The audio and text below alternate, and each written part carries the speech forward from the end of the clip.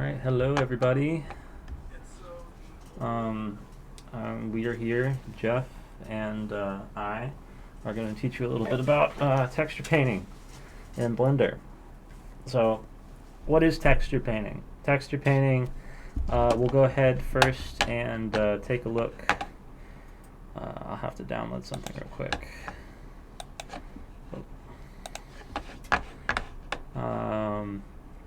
Essentially, texture painting is when you have a model in Blender. We can add a cube to start here. Let's add a cube. We'll make a new texture for it in the image. Now notice, if you ever open Blender, you'll see these little bars up at the top here where I'm mousing. These are your workspaces. And for texture painting, just to have it set up easy, you could just go to the texture paint workspace right here, and that just has the image editor pulled up and the viewport. Everything's all ready for you. So we're going to go into our image side of our texture painting window. Click on Image, New, make a new image. We'll call this Cube Texture, right? And then we can go up here, take this from object mode to texture paint mode. Now you'll notice the cube is pink, and this is because it doesn't have a texture attached to it. So we got to take our texture that we have just made, add a material to this cube, and then make the color an image texture, and then open our cube texture. So now our cube texture is being mapped to our cube through a material that we just made. So we go back up here to this little active tool in Workspace Settings. So this will always be whatever is most important to your workspace. Since we're in the texture painting workspace, this is going to be our texture painting information. This is all also accessible up here at the top if you ever want to use it like that. So I'm using a Wacom Cintiq Pro at the moment, but I do know that the library offers up some Intuos tablets. You hear my backpack, Jeff? Yeah. There you go. Thank you. Little guys like this. Oh, it's neat. So basically, they have these in the library. You can rent them, and this works just as well for it. You can draw right on here. So check out the lib.ncsu.edu webpage, go to tech lending, and you can rent one of those out for a day or two, a couple hours at the very least. So, back to texture painting. Here we're going to right click with our pen, and we're going to pick a color. Here we have, if you're unfamiliar with HSV, what we're doing here is, this is our color wheel. So moving around the wheel like 360 degrees gives us our different hue. Then that's our H. So then we have our saturation, which is how much color there is, depending on what the hue is. So like, let's say I'm on this degree line of the circle. If the closer I move to the center, the less saturated it is. So the closer it is to white, there's not as much. Like, imagine you're mixing paint, right? I start with white paint, that's 0 saturation, and then the more of that other color paint that I add, the more saturated the overall color becomes. So full saturation is all the way on the outside of this wheel, like that. And then we have our value, which is controlled over here. So this is how much black is effectively being mixed into the paint. So if it's all the way at the top, it's no black, and if it's all the way towards the bottom, it's all black. So we'll start here with just some white to kind of get the idea behind, and then we can start actually drawing on our model. Now note, for texture painting, you can draw over here on the cube texture in here, or over here in the viewport. So make sure you're in paint mode on both texture painting for this and paint in the image editor. And here I can paint, and in here I can paint too. So you'll see that it pops up over here once I've made my paints after they're done. So I'm middle clicking to move my view, and I'm just kind of painting onto the cube. So I can kind of make this whatever color I want. Right, we're just getting the basic ideas down.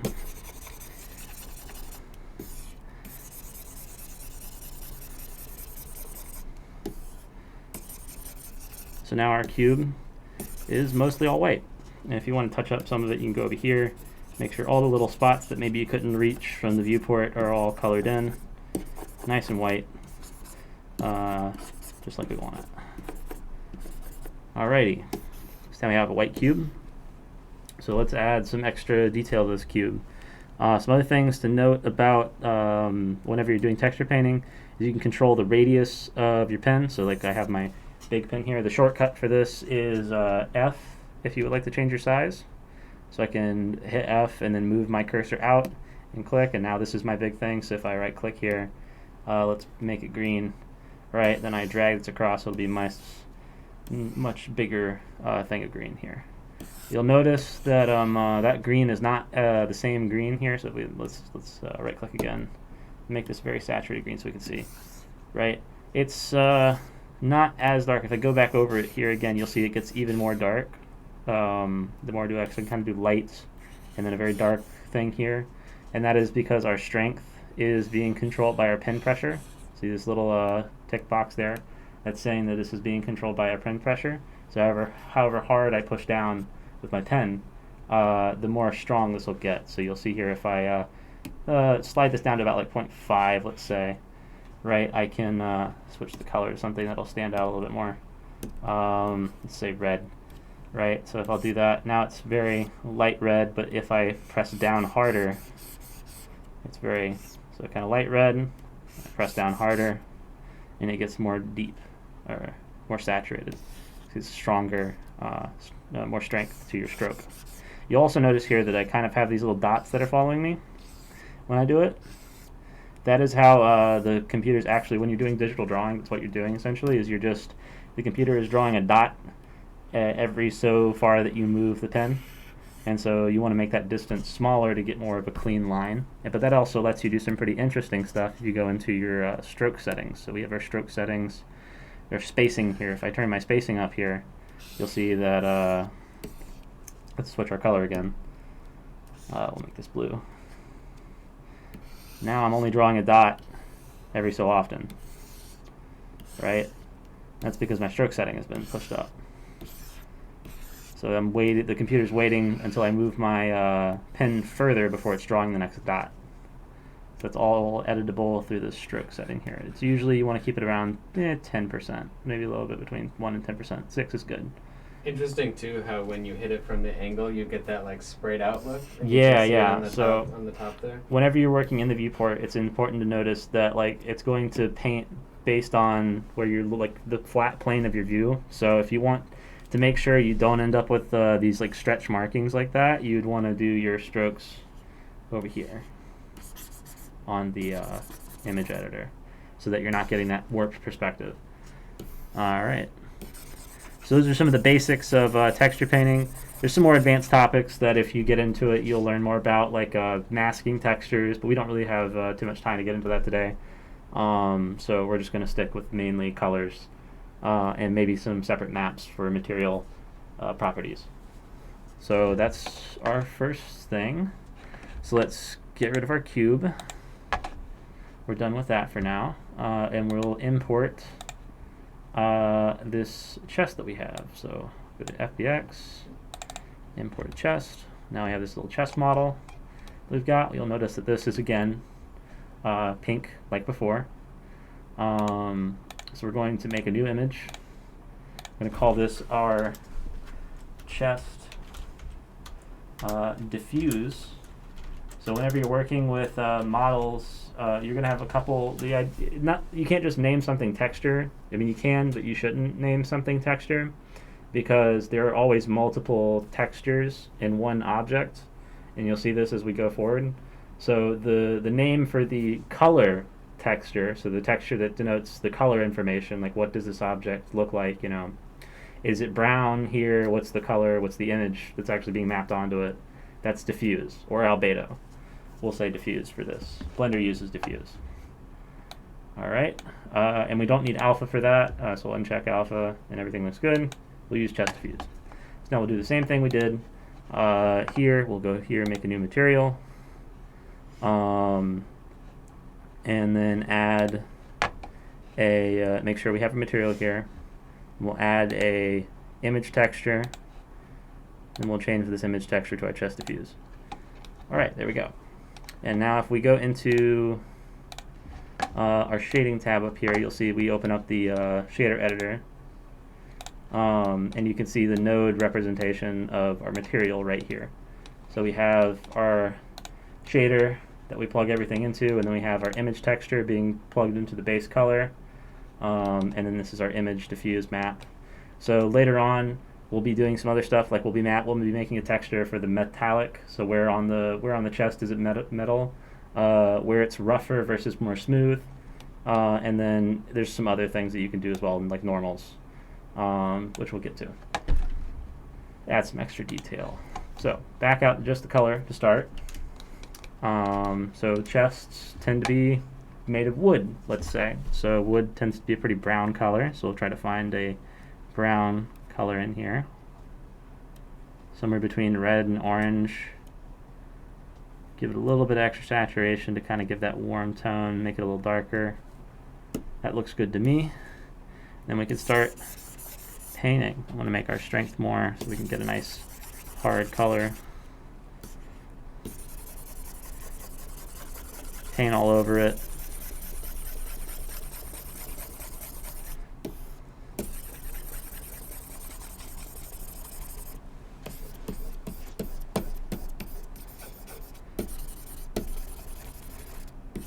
Get all that brown color in there. You have any questions so far, Jeff? It's a rich brown that you've got there. Nice mahogany chest. Nice mahogany chest. Thank you. No questions so far. I like seeing the node view. I think it makes sense to me when I see it that way a little bit. Yeah, I prefer working in that way, but it's nice that you are still able to edit all of that, like right here in this little side properties for sure. menu. Especially, I mean, I know we'll get to this a little later, but how the different types of textures sort of like layer on top of each other and how it processes those, I think that's helpful for that. Oh yeah, the node, that's going to be a very important view when we get to that sort of stuff. Yeah. All right.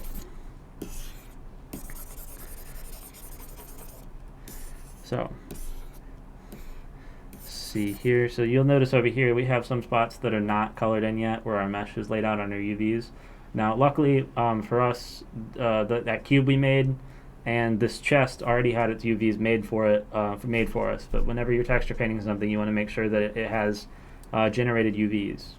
If you're just downloading a model to practice or making your own model, if it's something simple, usually it's pretty simple to just get the UVs made. You'll see a nice UV map. If you have a model that you want a UV map, you can go over here to layout. Say that you've made a model, you want to UV map it, but you're not really that great at it. Pretty easy way to do it is go into edit mode. The shortcut for this is the tab key, but you can still go up here and just drop down to edit. And then you can make sure everything is selected with A. So we have everything highlighted here. Then we can go to U, or go to the UV menu here. So UV, and we'll do Smart UV Project. And then I'm not actually going to hit OK here because we're already unwrapped this guy, but this will basically just unwrap your mesh and automatically do it. So yeah, so we can actually, yeah, that'll generate a UV map for you. And so if you go back into the texture paint, you should have a nice separated UV map just like this, and you can start texture painting. But back to the actual painting process here, you'll see that the little highlights we used to have are now gone. So I'll hit A and then tab, go into edit mode, hit A, so I'm selected all my geometry, and then tab back out of edit mode, and now you'll see all these little lines are back. So I can see where on the model I'm painting.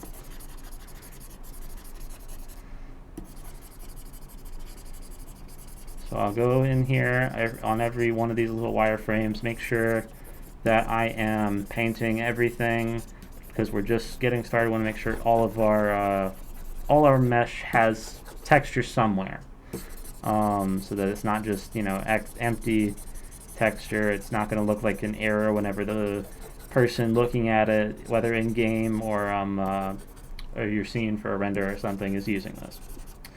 Now, games bring up an interesting thing with texture painting, where a lot of the time when you're starting out, you won't think about texture painting because you can just go into the material editor over here. I can just say, okay, I want this part of the mesh to be wood, and then I can make a wood material, and then I want this part to be metal, and I can make a metal material, and then I want this part to be gold, and I can make a gold material. You know, very simple. I don't have to worry about doing all this UV nonsense and painting and everything.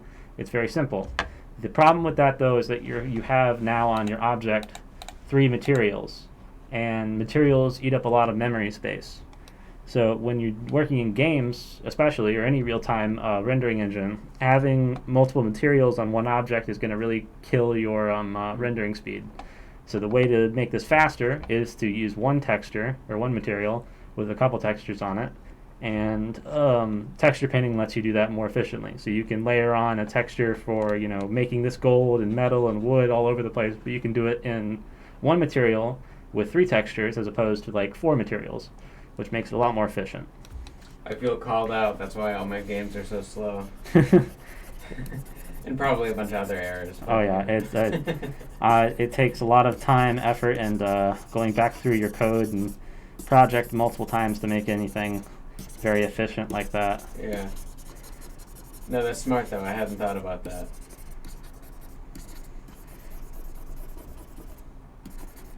Alrighty, so I think we got a nice brown layer built up on our object, so let's start adding in our metal.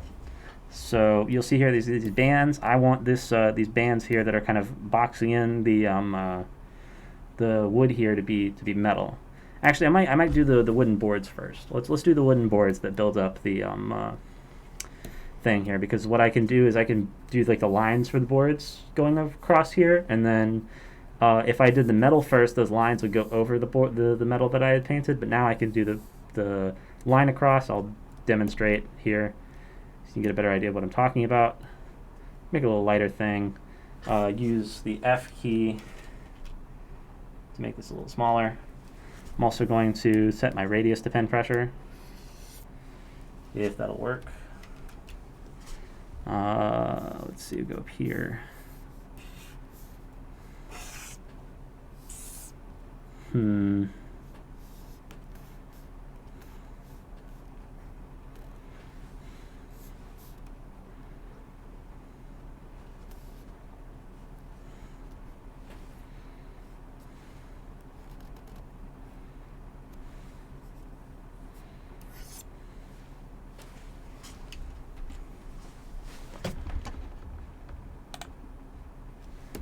Okay. Anyway, so I will draw some lighter spots. Let's see, I'm gonna go back here. Start with darker actually, so we can get our defined boards first. So I'll do that. I'll make myself a much smaller. There we go, about 5. That's good. So draw right across there. Here you'll see we're kind of running into that stroke problem where we're not getting yeah, there we go.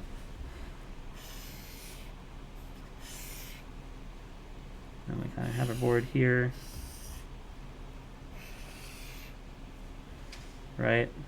And you'll see here, oh look, I've got some of these lines that are popping up on this. That's because sometimes in your textures you'll have it seems like this part right here is being overlaid. So to save space on your texture, you only have so many pixels on this image. So someone has taken the UV map for this little section, and since it's effectively a mirror of this section, they've taken these 2 bits and they've like stacked them on top of each other. So now if I paint here, it'll paint this on both of them. Yeah, you'll see there now it popped up on both. So that's something that is also a way of making your textures even more efficient, is overlaying like identical or replicated parts, so you don't have to paint more than once. Very helpful.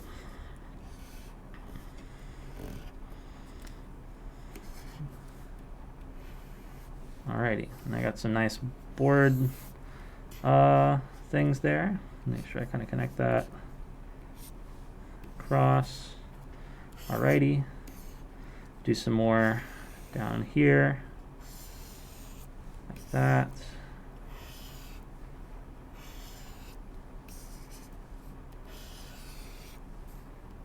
Alright, just get a nice kind of board layout going. I can even try to connect these up so they look like they're all kind of going together.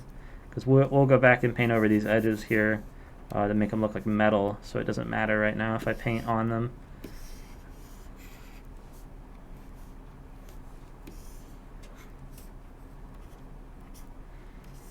Alrighty. That looks pretty good to me. Oh, no, we'll get this one.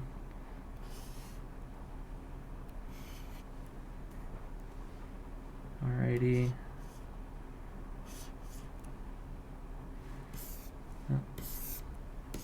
Oh, you see it did it again where I don't have to paint this because it was mirrored on the other side.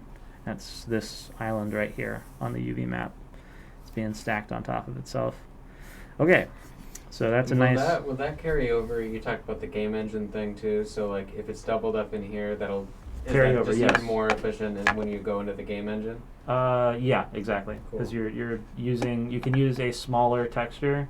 Because basically before you have to have space on your texture to like have room for each of this island. I have to have this island mapped somewhere. So if I can draw on this and have it mapped to this, but it's not like eating into this space here. I don't want the stuff I paint on this part to show up over here. So I have to have this island and this island be like separated, like they are in the they're in different spaces here. But if I want the same thing to pop up on multiple islands, I can stack them on top of each other, and that means I can save space on my UV map. So basically, you're going to end up with a smaller map file. Yeah, you'll end up with a smaller file. You have to use less pixels because you only have so much. Yeah, exactly. Cool. So now we can go in and make this a little lighter. Kind of.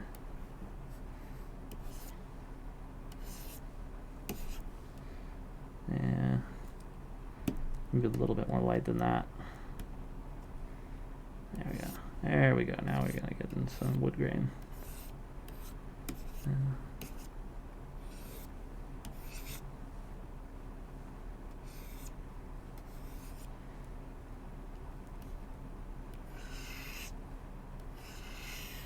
Now, obviously, my my painting here is not, a Picasso or anything.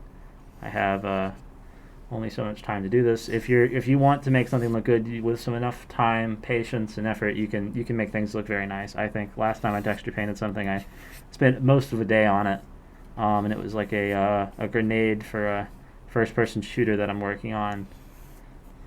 I think it came out pretty well though, and I'm pretty happy with it. And some wood grain here.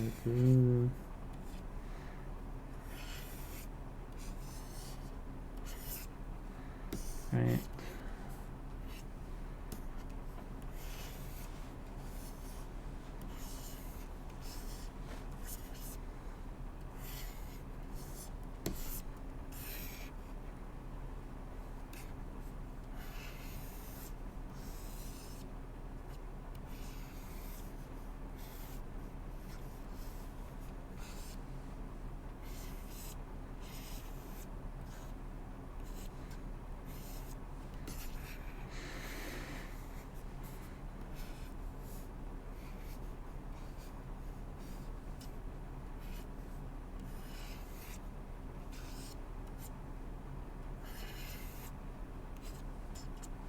Okay. So now it looks like boards somewhat. Not amazing, but they look alright. So now we can start painting over this to get a metal. I kind of think a lot of metals have almost like a bluish hue to them. Our iron actually has a little bit of a orangish hue to it. So we'll drop that down just a little bit to orange. Then we'll kind of make it about there. Maybe move it a little bit back into the gray zone. Like iron, the reason it has that sort of reddish orange is because if you remember, like when it rusts and oxidizes, it turns red. Rust is like red and orange. So trying to kind of get that little color because, maybe there's just a touch of rust on this. Barely perceptible. So now I can go over here.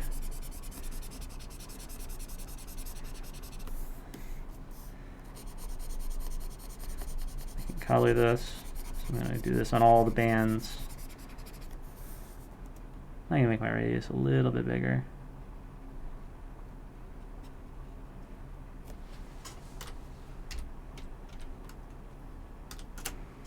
Okay.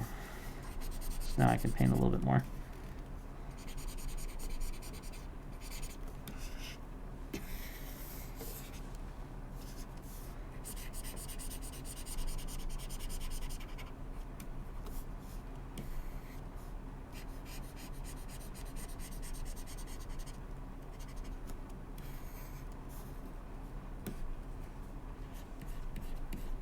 So currently, Jeff, do you think this looks like metal? This gray section here? Because I will be honest, I don't think it looks like metal. It's a little flat. Yeah.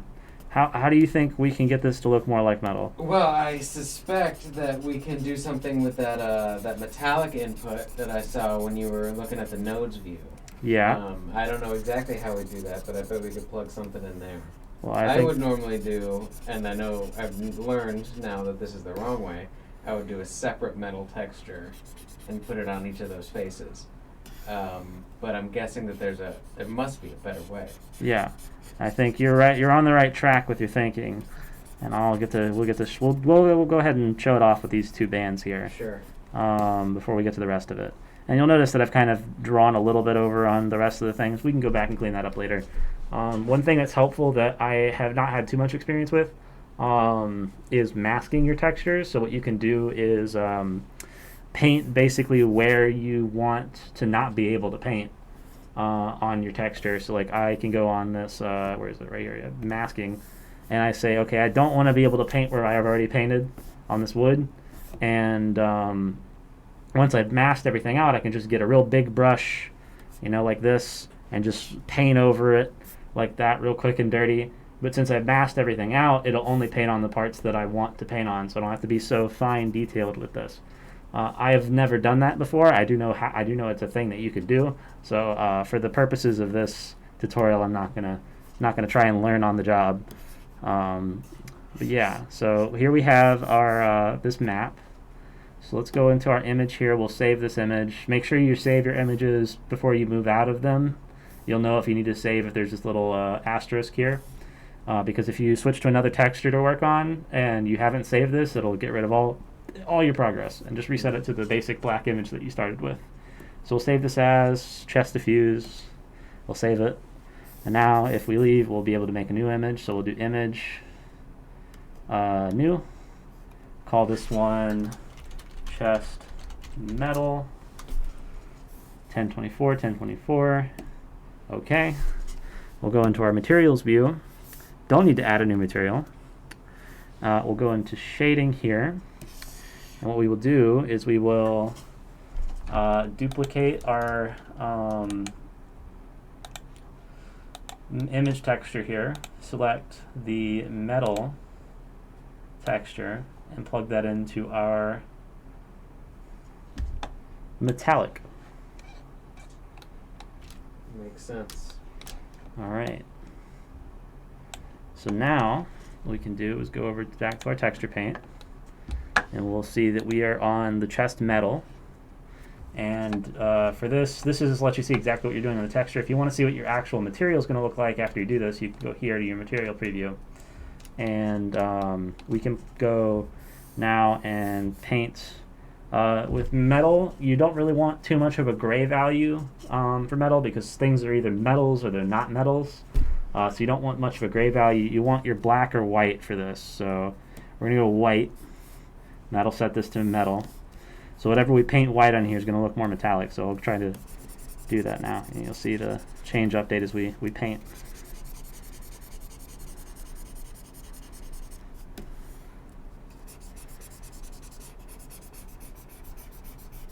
So now, where I'm painting here looks much more metallic. Yeah, I see that. A little more reflective. Yeah, and then it doesn't look shiny yet because there's another, we go back to shading real quick here, there's another one we're going to add, and that's roughness. Okay. And since this is very rough, like if I drop the roughness down, you'll see now this looks very shiny and metallic because the roughness is down. But we don't want our wood to look shiny because wood's not shiny. Right. So we're gonna have another map that we do. So that'll be a separate control. Exactly. Okay. It'll be just like this metal map we're doing where we'll have white and black values. With roughness, you can go a little bit more into gray. It's perfectly fine because you do have variable amounts of roughness. But you'll do a map for metal, map for roughness, and then we'll get a little bit more fine detail. We'll do another map for normals.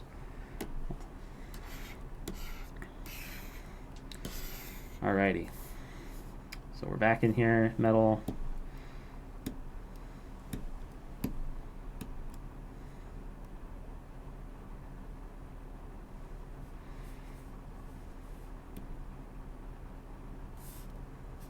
Okay, there we go. So draw over all of this.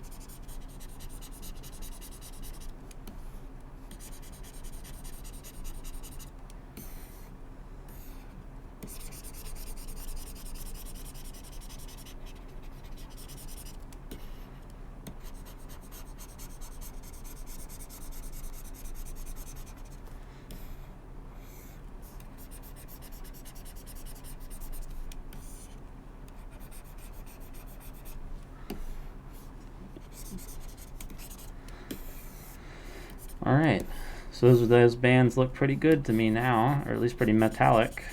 So now we'll go back. We'll save this image before we leave. Otherwise, it'll just go right back to black, and we don't want that. So we'll save as chest metal. Save. Now we can switch back to our diffuse texture, and we can switch back to our metal, and we haven't lost anything. It's all still there. So now we can go here and start painting the rest of stuff. And so now I've left this. I'm on a completely different color, right? But I want to get back and have the same color that I did. But let's see what happens if I try to just eyeball it, right? Oh, it looks like that. Oh, look, that doesn't look at all like the color that I had on previously. So how do I select the last color that I had? The S key will open up this little eyedropper, and I can drop that right on that. Let go of the S key, and now I have that color again. So I can go back to drawing right over here with that same color.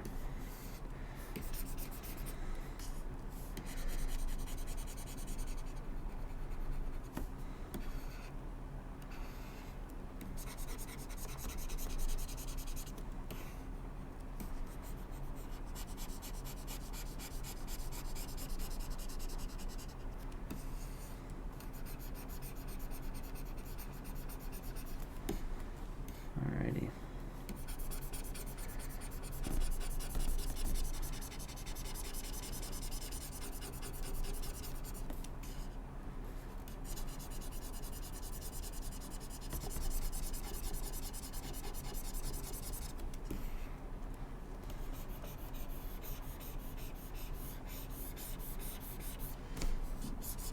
What kind of game do you think this asset's for? It's a chess, so I would lean towards RPG probably Okay. myself. Maybe action if you're doing more of a dungeon crawler. Sure.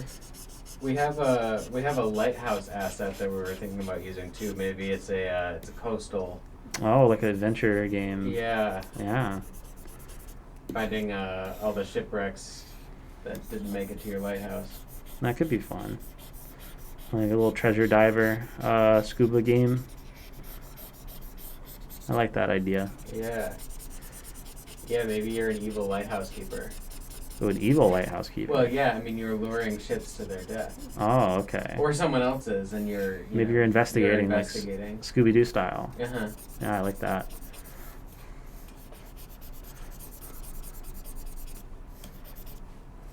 Alrighty. As I'm doing here is I'm just kind of make sure I go around, get everything. I'm going to color this this middle band right here and make that a darker metal. Maybe it's reinforced steel, so it's a little bit more blue than that's kind of purple. I don't want that. Let's make sure we're a little careful with it. I want it to be blue. There we go. Now that's what I'm talking about. And I can go here with F, like that. Make this a little bit bigger. I can also control.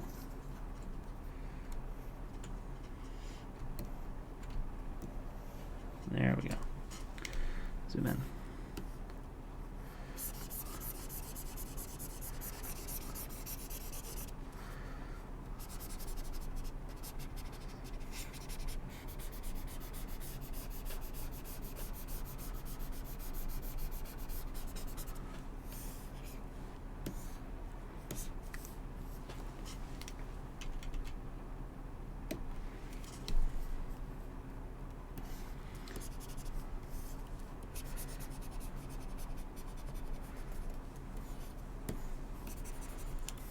Technobotanist asked, "Is there an easy way to fill whole faces with a specific color?" Yeah, that's kind of going back to what I was doing. This fill one. Yeah, that just fills everything. That fills a whole object or a vertex group. So if I click this, it'll just fill the whole thing. So if you have separate meshes like kind of plugged in, so it's not all like in one vertex group. Like imagine a person with their clothes, right? Whenever you make that model, it's probably not all going to be like one object or like one completely formed like mesh. Probably they'll probably have separate meshes in there. So fill will let you color an entire mesh all at once. But to do faces, what you'll want to do is to do this mask here, and then say I'm going to go on this on here and do this face. I want to mask it to be. I want to basically say where do I want to be able to paint, where do I not want to be able to paint. So I can spend all my time basically setting up some masks first, and then only have to paint over like once or twice with the bigger brushes. So I can set up my mask, say, okay, I want this to be on the black channel, let's say, all these metal parts to be there, and then the rest of it to be on the white channel. And then what I can do is I can just say I want to paint on the white channel, and then make my brush brown, and just make a big sweeping motion, and then I'll only paint on the stuff that I've masked to be on the white channel. But like I said earlier, I haven't had a chance to really mess around with the specific settings on that yet, so I don't want to eat up time trying to learn, because that might eat up most of our stream. I want to have Jeff have a chance to come in here and paint some too.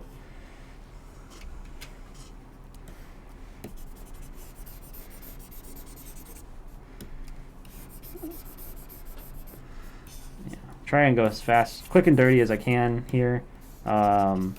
Just trying to get the idea across of how all this works. So, I don't really care if it's a little ugly.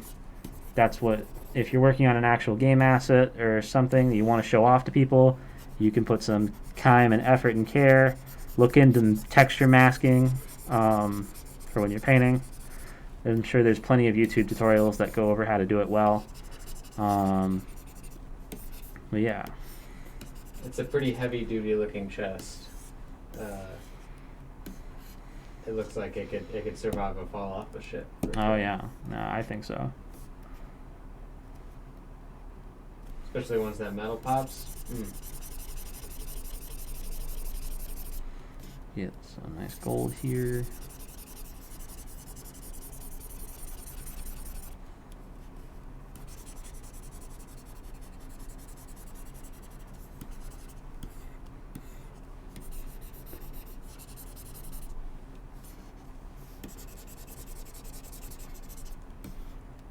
Okay.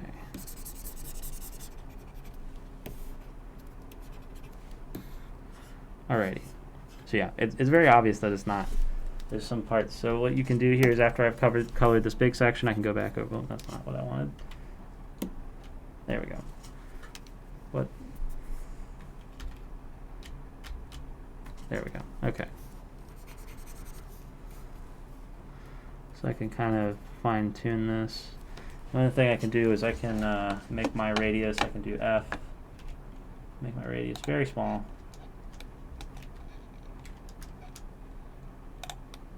Here and get right up close, and then draw maybe a little bit bigger than that since I'm so close. But yeah, just go up here and draw. Luckily in 3D there's no like limit to what your view is. So you can get as small as you want or as big as you want. Really, there's limits on how many things you can have, If you have, you know, a million bajillion cubes, it might slow your computer down a little bit, but you can alter your view very easily. And that makes getting into those fine details very much easier than it is to do on actual model painting.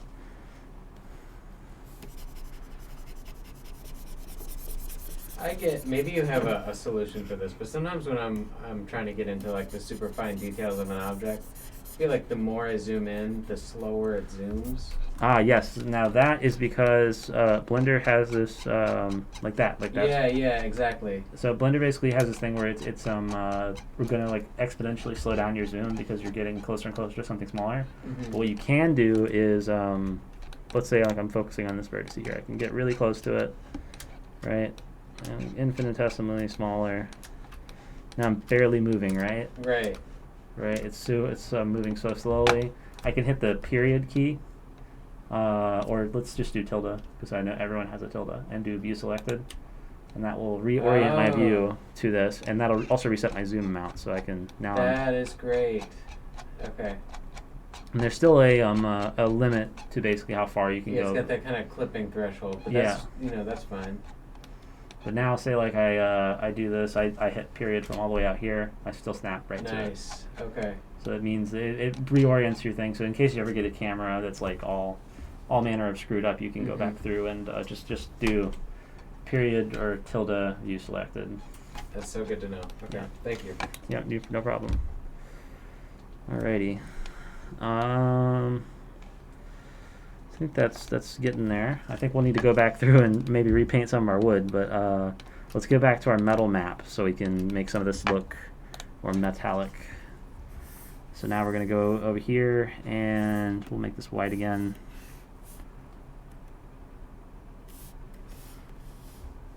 Make sure our saturation values are all set. All right. Put this on metal.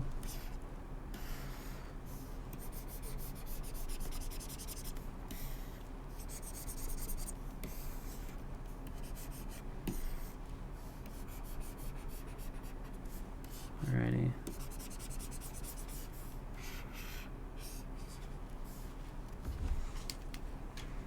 Now, if you're wondering why this is taking me a minute extra to do like the brush resizing, it's because I'm left-handed and the setup is for right-handed people. So I have to like switch my pen hand every time I try to resize the brush. But if you have it set up, if you're at your home or wherever you are and you get it set up for your specific hand, it should be a lot faster. It's just have your offhand on the keyboard. You can hit the F key or the S key, wherever shortcut you need, and that'll make it very easy. There we go. So I'm just going to go through here, paint metal on this.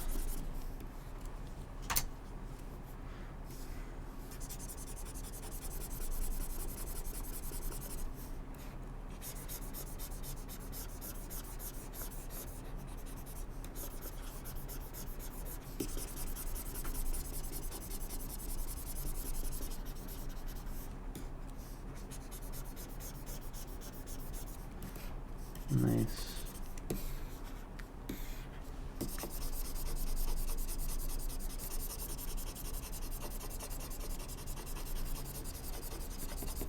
I almost like how splotchy this is being because it kind of gives it that galvanized metal look.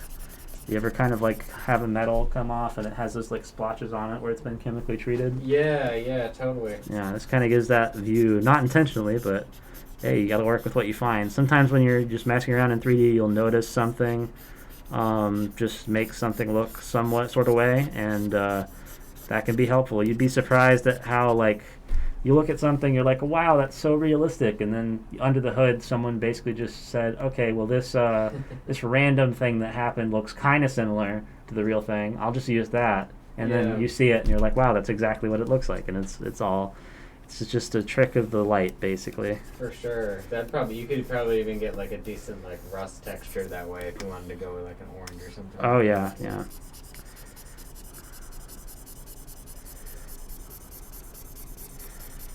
Yeah, and here I'm just coloring away, and we will go in just a minute.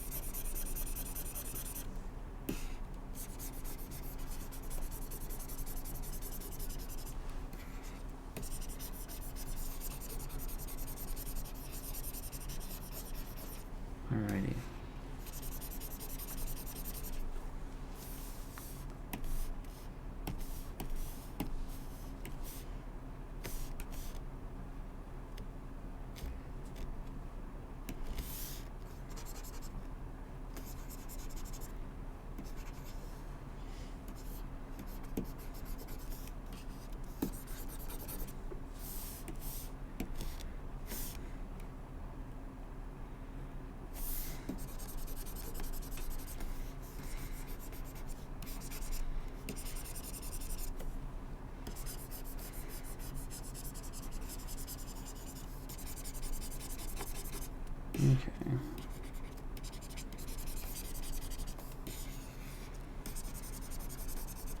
This is starting to shape up, I think. Yeah, it's looking nice and metallic. Alrighty. If I can get it just a little bit more. Come on. Alrighty.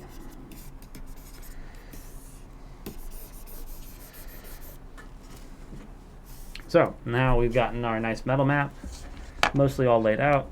It's still a little dirty, but that's okay. We can make duplicate another image texture here, plug it into our roughness. You'll see this will update and it'll look all wonky and weird because we have the wrong roughness thing. So we're going to go back into our texture paints, save our image, make a new image, call this one chest rough, hit OK, and then we can go back into shading, switch this image to our chest rough image, and that's plugged into our roughness now, and there we go. Now we have, it's all super shiny because the entire texture is black. So now basically everything is rough. You'll see the metal is more shiny than the normal wooden parts, but it's all basically on 0 roughness at the moment.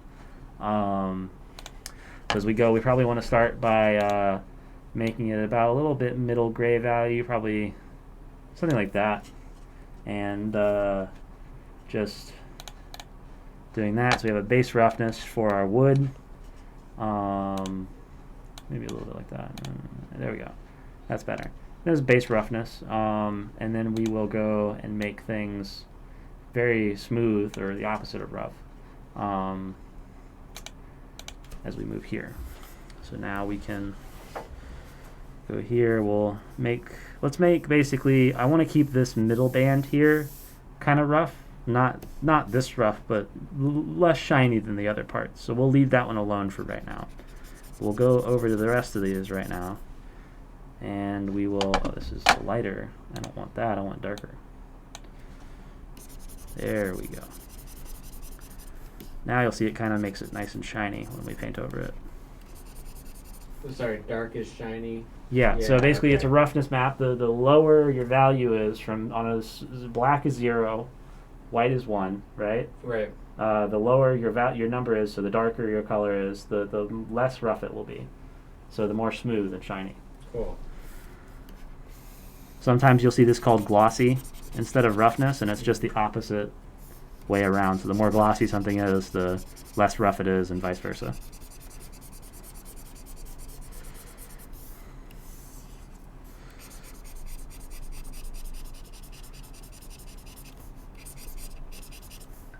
There we go.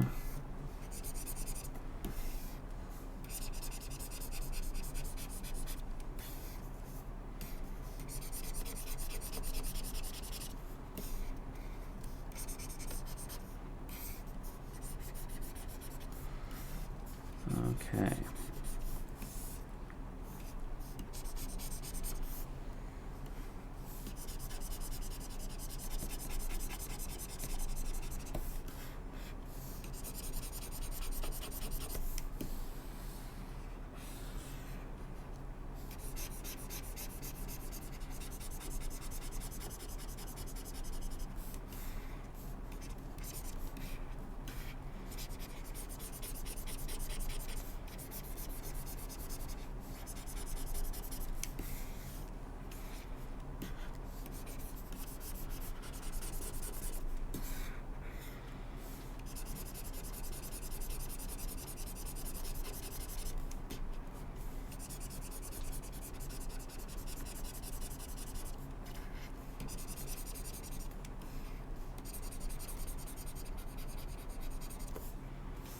Alrighty. That looks pretty good. Pretty fancy looking chest. Yeah. We're not done yet though. I'm going to do that. And then paint over this middle band here. So it's a little less rough than the wood, but a little more rough than the metal. Than the shinier metals.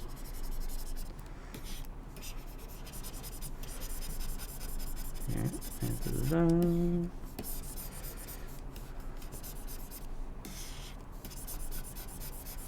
Alrighty.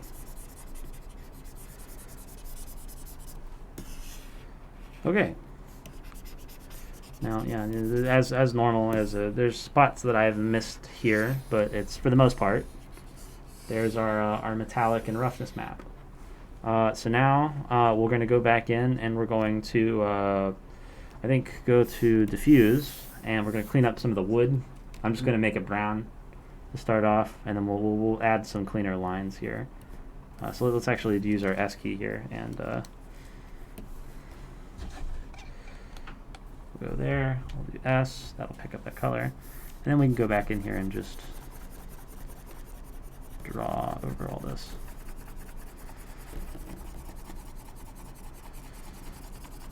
And there we go. I'm going to use my mouse here because it'll just make this a lot faster.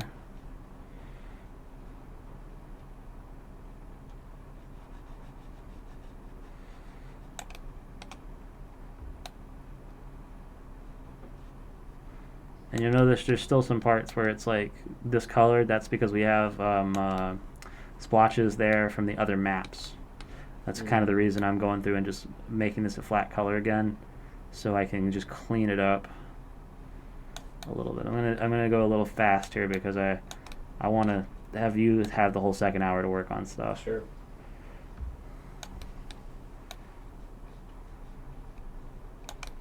Alrighty.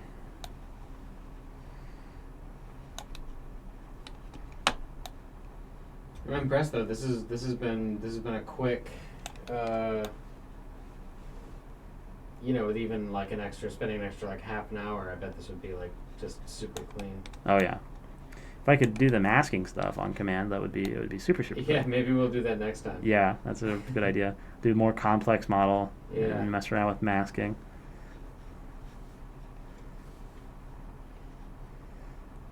Okay. There we go.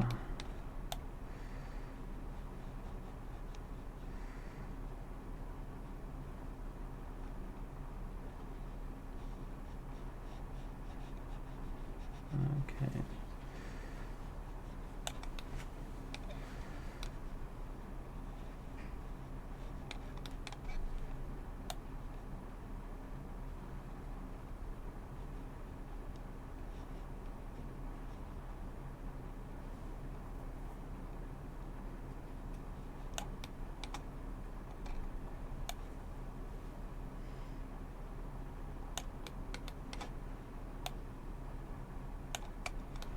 Alrighty. That's all there and done. This is the last bit right here.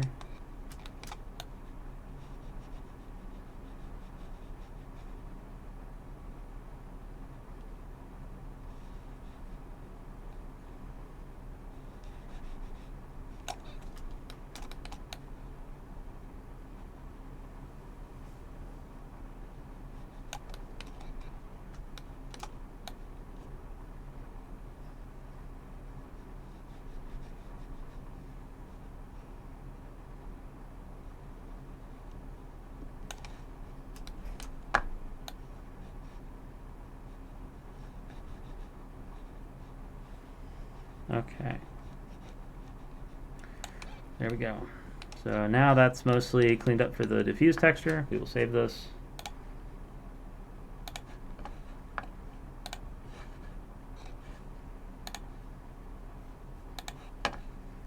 Save this image. Go into our roughness map. We'll pick up that basic rough value and we'll go through here and do the same thing. Just color over everything. Shouldn't be too tough.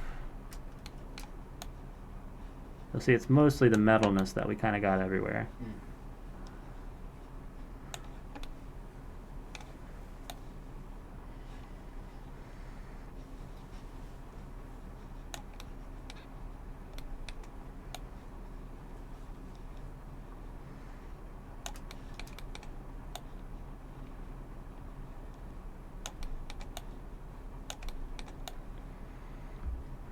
Okay.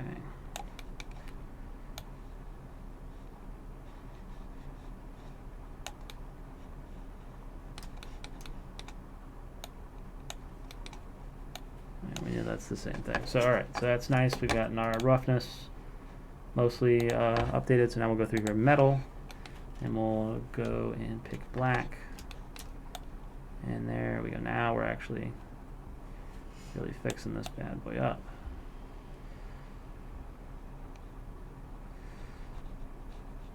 Okay.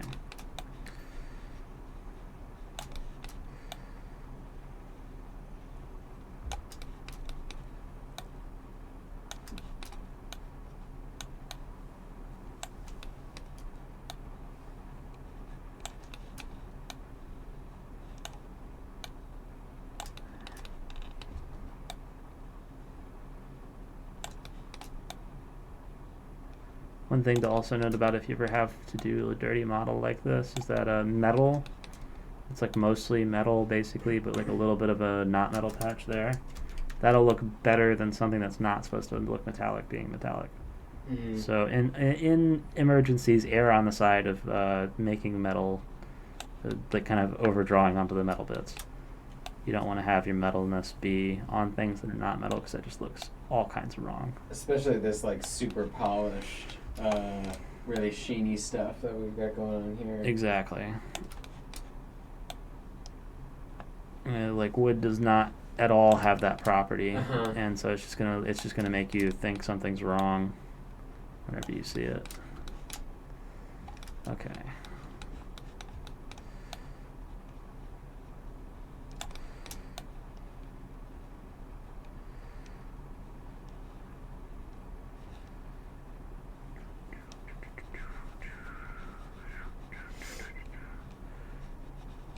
Okay, here we go.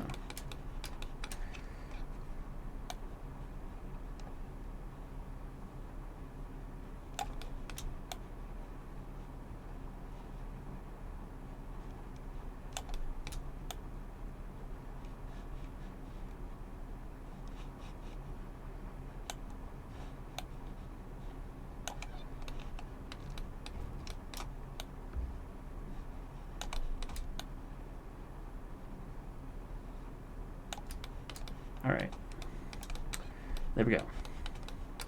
So that is our nice thing. Now we're going to go back in and we're going to do just a quick diffuse thing here where we go through and we're going to hit S, going to pick that color, going to make it a little darker, get some straight lines going here, straight across.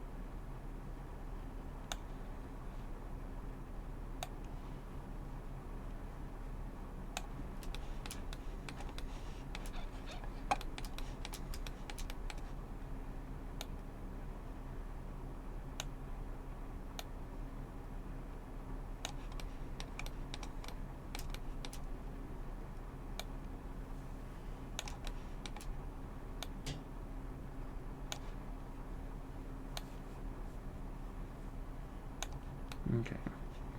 Mitch, while you're wrapping up that wood texture, I'm going to step out for just a quick second before we switch over. Yeah, that sounds good. Cool.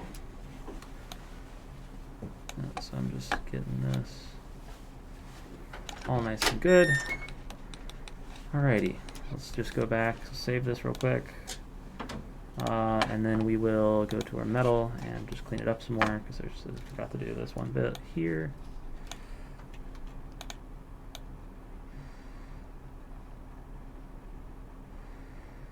Alrighty.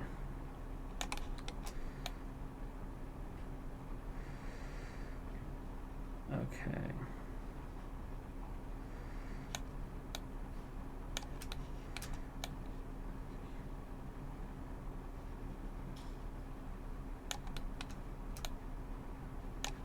Alrighty, there we go. Now that looks nice and good. So we're going to do our last new image. I'm going to save this metal. We're going to go to image new. We're going to call this one our chest normal. Okay. This is going to be our like height normal information, which most people might not understand what this is until you see it. It'll be pretty self-explanatory once you see it. So what this is going to do is we're going to take this normal map. We're going to do our same thing we've been doing here. We're going to Shift D, duplicate. You can also just right-click, duplicate. Going to plug in our color into color here. And we're actually not going to do normal map. We're going to delete this. We're going to do a bump node, because doing normal map is supposed to read the normal map that you've already done. Bump will read height information, which height information is like roughness or metal, where it's just black and white grayscale. So the mid-level is gray, low is black, and high is white. So we're going to put that into our height information. Set this to non-color. Set all these three to non-color basically. So there's no color in any of these things because they should all be black and white. And then we're going to set this to our BR normal. That's all black, and you'll see that it's got these little dents here, and this is because this is what normal's doing. It's going to add all these little dents and stuff. Right now we're using our roughness map, which is why this looks kind of weird. We're going to switch to our normal though. It should look all smooth, no problems. So now what we're going to do is we're going to go to texture painting again on normal, and we're going to just add in some scuffs and stuff. So we're going to make our brush a little small, a little smaller, like that, and then we can make our thing. Let's set our roughness to be about like that, maybe about a mid-level gray, about like there. And then we're fill.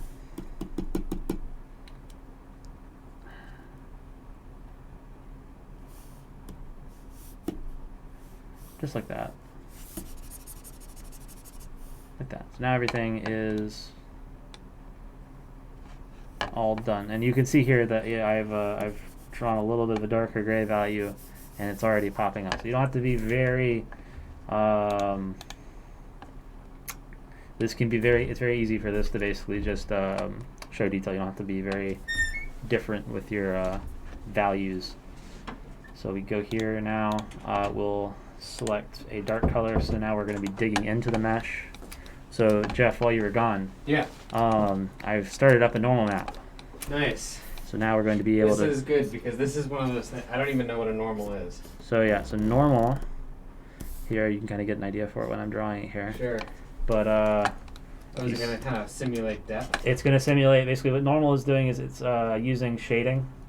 It's basically going to make this, let me, gosh, I can't do it. It's what it's going to do is simulate, like, based on a red, green, or blue, or whatever from a normal map, it's going to say, okay, which way is this object supposed to be facing if it was like popped out in 3D space? Sure. And so which way should I shade it? So it's going to basically say, hey, this is supposed to be dug into the mesh, so I'm going to shade this part of it to be darker because light's going to hit this bit up here. Gotcha. There's an indentation, so shade this part darker, shade that about normal, and then shade this part darker, right?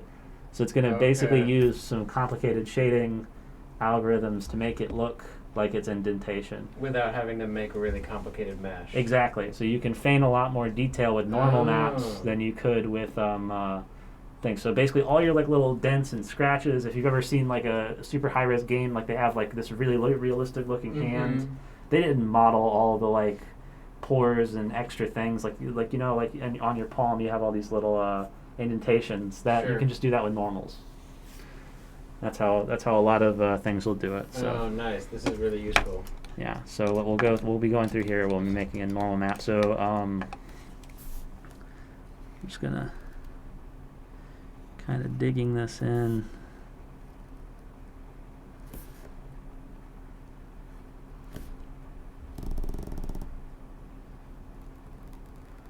There we go.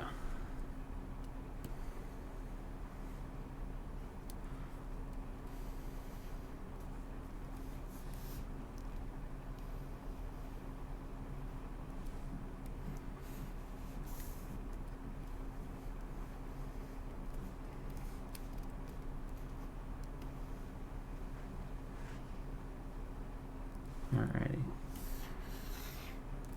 So already, Yeah, it even seems to give it little highlights on those edges too. exactly. It's really good. So it basically it's a great way of simulating geometry when it's not there. Will be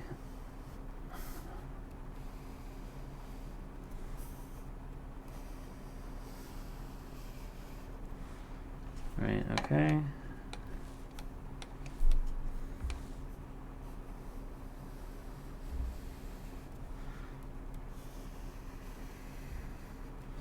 Alrighty.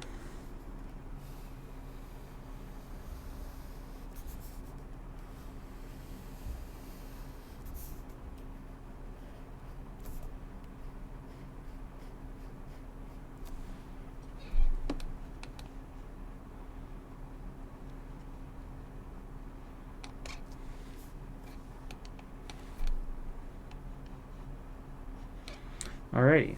So that's I think a good stopping point for us. We can even let's say I'll do a little pop out bit. So we've been digging in so far. I'll add some bits here where we can do like kind of an ornate little thing like that. Maybe not like that. Okay, so it's going out, coming in, like that, just like that, and then we'll do a back to like very black all the way. And do a little keyhole. Nice.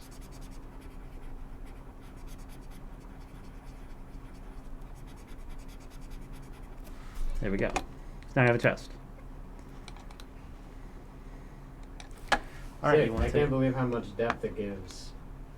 The normals give. Oh yeah, it's really cool. It's really crazy how much normals can do. Okay.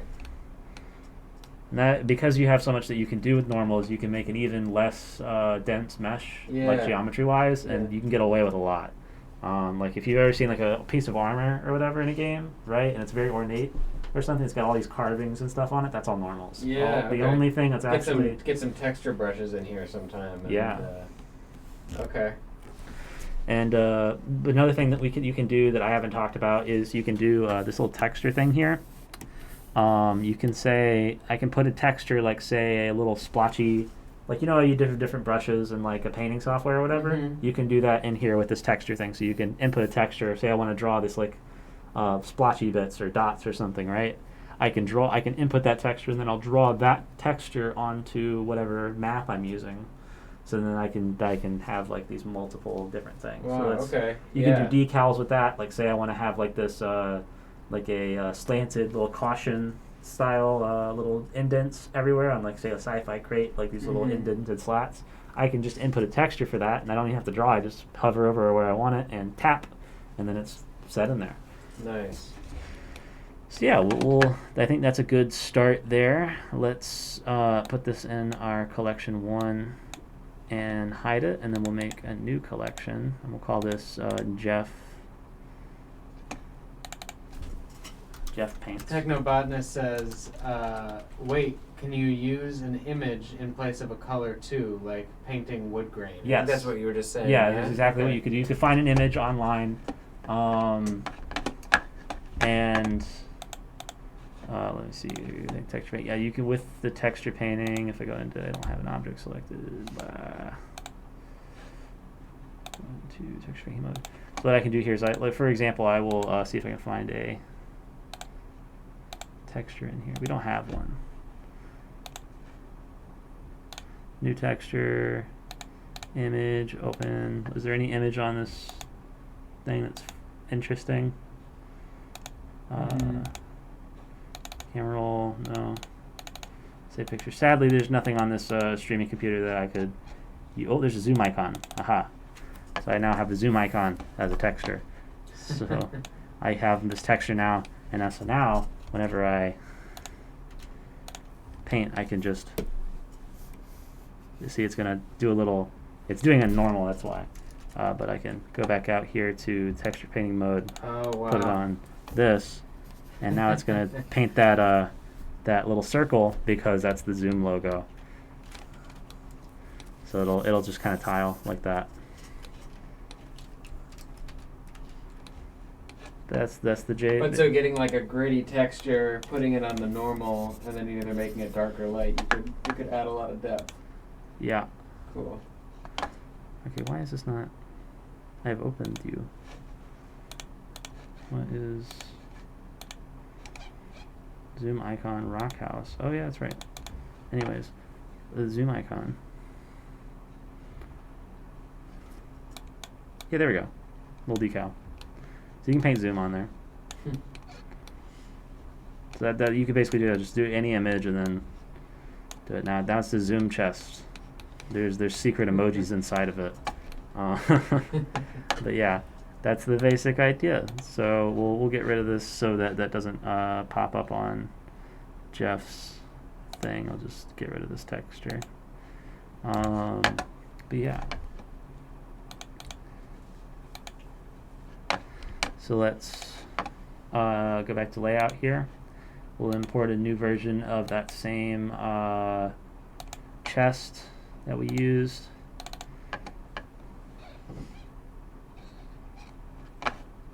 Why? Okay.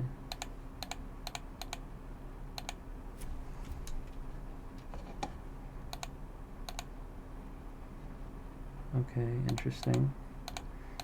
Why it's not import FBX chest? That's just importing the light. Unless I just We could just start it up as a new file. yeah, I think what I did just a second ago is I accidentally hit the export button and I clicked on chest FBX and I exported the light and camera into the FBX file. Gotcha. So let me go into my file explorer and delete that and then open re-download it.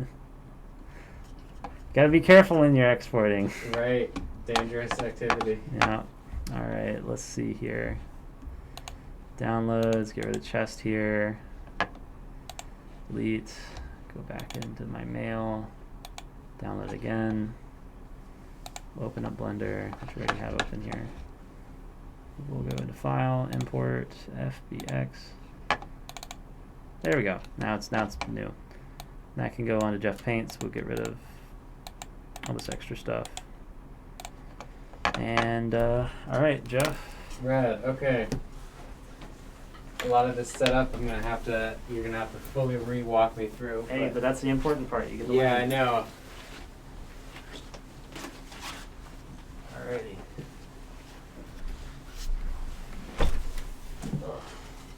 All right. The hot seat. Okay, so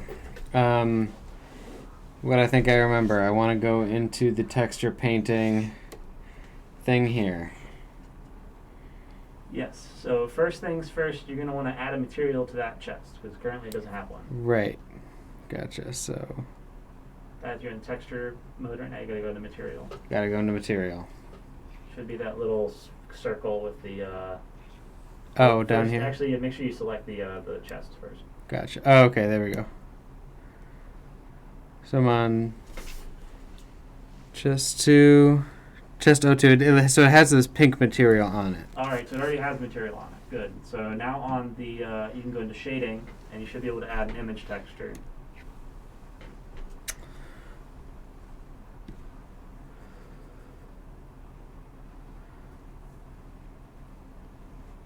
Texture properties. So I've got my brush. Oh, so go down into the node graph. Oh, into the nodes graph. Yeah, middle click. Just drag it up a little bit. There you go. And now you can do Shift A in here.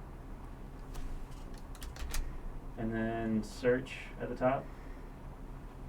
Top of the main window, first one. Yeah, sorry, I'm getting used to this whole this pen thing. That's alright. And click to search.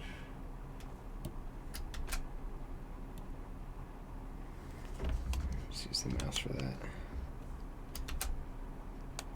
Search. Image texture. Should just be able to find it with image. There we go. Enter, there you go. So now you want to take the color, the yellow little dot on that. Mm-hmm. and move that into your base color on your principled shader. Oh, wait. Oh, There was one. There's the map. Okay, sweet. In that case, just change the image that's in that image texture to a new one. So Okay. you'll need to go what we did earlier. Go make an image first. Okay. So go back to texture painting. You're in there. Go to the image. Image. New. New. Yep. And Okay. name it. Great. And I'll call this. Call it Jeff chest, and then you can do the diffuse. Diffuse. Diffuse because this is like The color. Yeah. the color that's going to be diffusing over there. Okay. Yeah. Generated type blank. Is that right? Yeah. Everything should just be. Okay. Yeah. Look at that. That looks great. All right. Make sure you save the image. So image, save, and just hit save. All right. Now you should be able to go into the shading tab. Gotcha. And then drop down that image selector on the right, and then find Jeff chest. Jeff chest diffuse. There we go. Beautiful. Okay. So now we go back into texture painting, and you can actually start painting. Wonderful. So right click should be the top button on the pen, the Yeah. one furthest back. Gotcha. So you can hold that down and tap to open up your color selector. Nice. I think I wanna get some crazy colors in here. I'm Let's cool do with like that. Have a psychedelic. yeah, maybe like a nice little vaporwave chest. Oh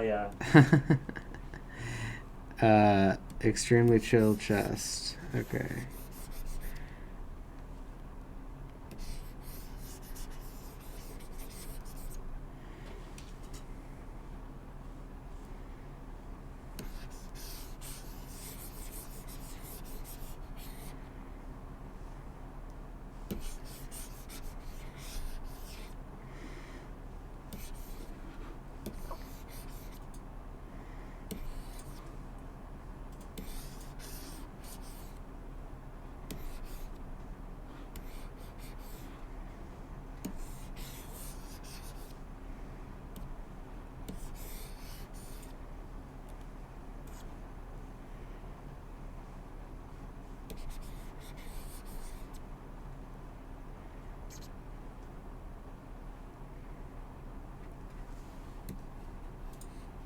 All right. I'm also just gonna upload the link to the chest model we're using. Oh yeah, so people can follow along. Yeah, and then that also comes with a.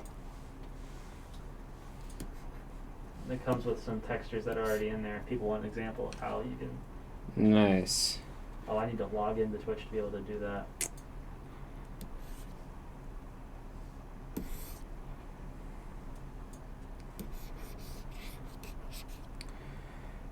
Okay.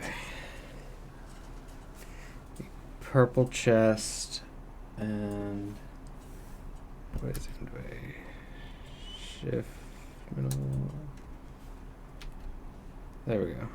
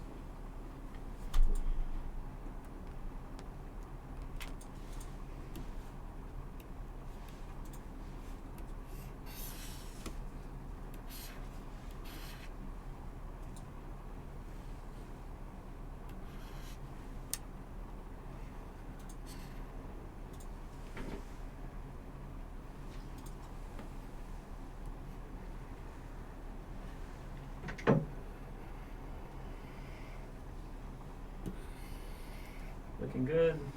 Thanks. So I see you found the power of using Oh, what did I do? Just zoom out on the image mode. You should just basically whenever you move your cursor between the viewport and the image editor, sometimes. Oh, I zoomed way out. Yeah, Okay. by accident. It does that sometimes. Okay. Yeah, I definitely. It's nice to be able to switch back and forth between the two. Yeah. I think the problem I was thinking might be like when you go to do the normals and stuff, and you can't see this Yeah. little background thing, but we'll deal with that when we get there.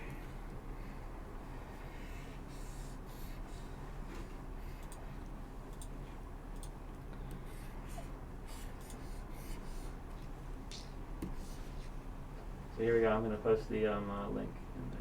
Cool.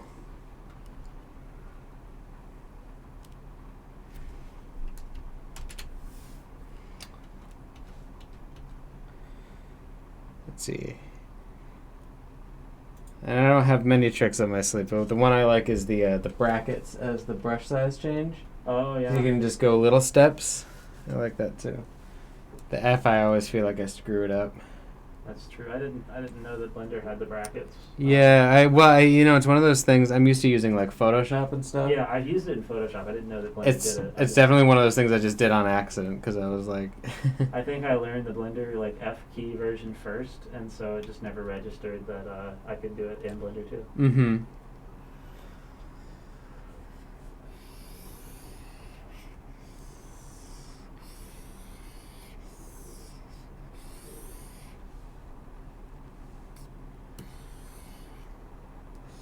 Alright, this is going to be a chest lost by the chillest pirate ever. What's the pirate's name? The Chill Pirate Roberts. The Chill Pirate Roberts? Yeah.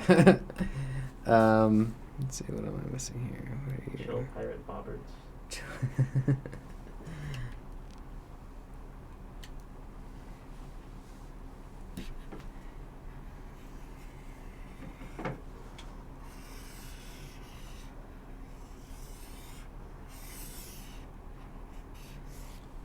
There's this Blender artist, I think Dedues. Oh yeah, Dedues, yeah. I feel like everything I do in Blender, I'm honestly just ripping him off, and I'm fine with it. Yeah, I mean, hey, great artists steal, right? So. Yeah. Let's see, where are we there?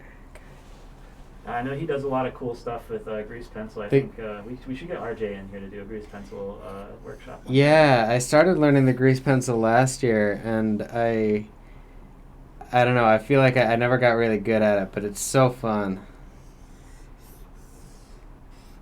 They're improving it a lot, too. It feels like it gets better every version. Oh, yeah. It started out in 2.8, I think, and then, back then it was like you could do stuff with it, but it was kind of clunky. Mm-hmm. And now it's pretty awesome, the stuff you can do with it. I think it's also because curves in Blender are really powerful, and that just lets you freehand draw curves. Mm-hmm. I've been making this scroll model for a game I'm working on for a school project. Okay. And to get where the paper kind of curls or whatever. Yeah. I had basically just do a Bezier curve with the grease pencil, and it made that so much faster. And I just mapped the mesh to it, the curve, and then it was there. Oh, nice. Very straightforward.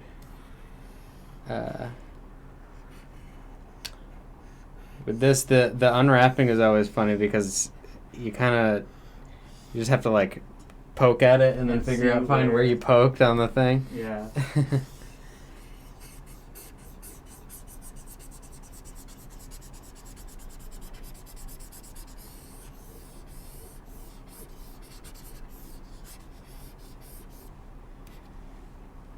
Go.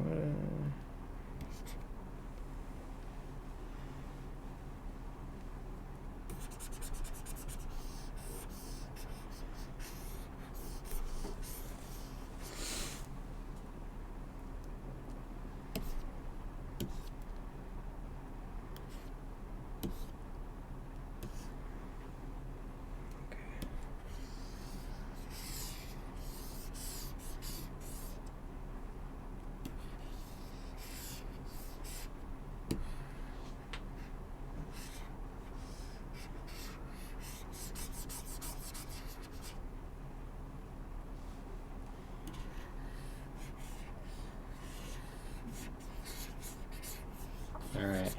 I'm not nuts about the gold, to be honest, but I'm locked into it now. Let's see. Is that it? I think for the purple and yellow and goldish kind of color scheme is nice. Yeah, it's good. I wish I'd gone a little more orange with it, maybe. Maybe. Yeah, orange and blue. Yeah. What about this lock? What do you think that should be? Could do like a reddish gold. Maybe something green. Ooh, yeah, okay. Maybe somewhere in between green and yellow, or maybe green and blue. Maybe like this sort of green teal in there. Let's just see how it looks. Nah.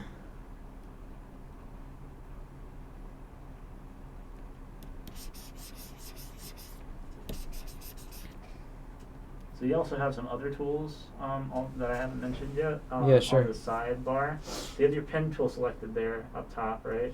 Yeah.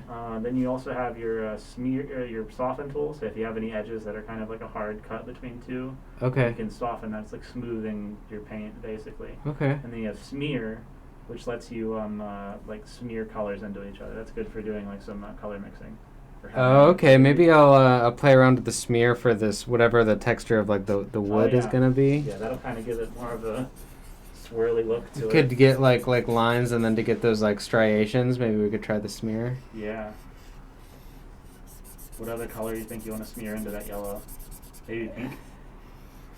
Into the yellow? Well, so I was gonna do like, okay, so this doesn't look like wood, this purple, right? Yeah. But like, maybe we could give it kind of a woody texture. Yeah. By doing some lines and then smearing through them, so you get that sort of like. Oh, okay. You know? Yeah. Let's see if it works. I like that. Okay, so if we do. What is it? S? Is that what you said was the eyedropper? Yep, S. You hold down, hover over, and then let go to pick. Does that work? Ah, okay, let go of the S. Okay, I got you. And then we can go a little more saturated and a little darker. It's too thick.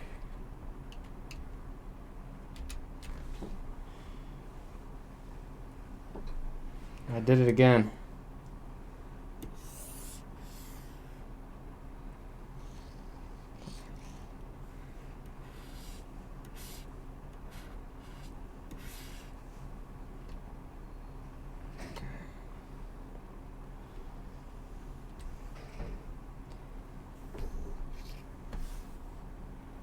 Okay, so if I...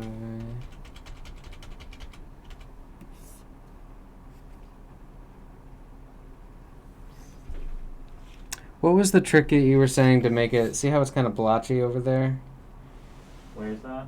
On this line I just did through it. Oh, it's see got how like different spots, basically? Yeah, I think yeah, it's... So on the stroke settings, so up top in your viewport, there should be like a bar basically that you can scroll between. It's got like your color, your stroke, your strength and everything. Yeah. If you click and drag that to the side, it'll like scroll further. Okay. There you go. One of those settings there should be stroke, and then change your percentage from like whatever it is to 1. Spacing is at 1. Maybe I'll just gotta draw slower. Yeah, draw slower. Put some pen pressure on it. Okay. What's your strength set to? 1. Oh, okay. Yeah. Basically, that means that at the full pen pressure, you're gonna get 1. So you gotta press down hard whenever you draw. Okay. If you just want it to not do pen pressure, you can that little pen pressure icon next to it. You can unselect that. Okay.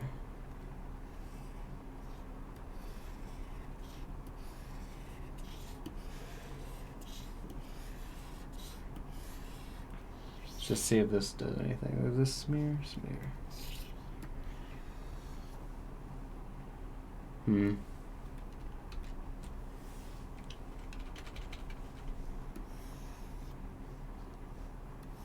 Oh yeah. A little bit. A little bit. I think it looks good. Yeah, why not? I'll just keep doing it. I'll do this. Do some more of those first.